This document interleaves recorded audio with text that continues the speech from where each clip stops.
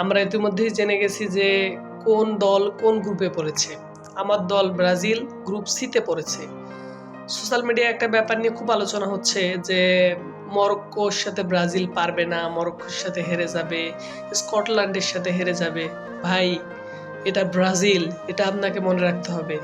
Brazil কখনোই group পর্ব থেকে বাদ পড়ে নেয় ভাই। হ্যাঁ, আপনি বলতে পারেন যে মরক্কো ভালো টিম, তারা 22-এ সেমিফাইনাল খেলছে, কিন্তু ভাই তারা কি 22-এর শেপেই আছে এখনো? আপনি খেলা দেখেন, ওমানের সাথে তারা ড্র করেছে, কিছুদিন আগে ম্যাচ হেরেছে।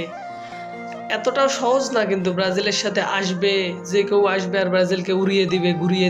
আমার বিশ্বাস, দীর্ঘ বিশ্বাস যে টিমে নেইমার ফিরবে, আমাদের ওয়ান্ডার কিড এস্তেভাও আছে, আমাদের ক্যাসিমিরো আছে, ব্রুনো গুইমারেজ আছে, আমাদের ডিফেন্সে মিলিটাও আছে, রিবেরো আছে, মার্কিনোস আছে, আর আছে আমাদের মনস্টার, আমরা যাকে মনস্টার বলে ডাকি, সে হচ্ছে গ্যাব্রিয়াল। এতটাও তো সহজ না এদেরকে ফাঁকি দিয়ে আপনি গোল করে দিবেন খুবই ইজিলি। এতটাও সহজ না, মরক্কোর জন্য ম্যাচটা এতটাও সহজ হবে না। আশা করি ব্রাজিল মরক্কোর সাথে 3-1 গোল অথবা 2-1 গোলে জিতবে। লিখে রাখেন।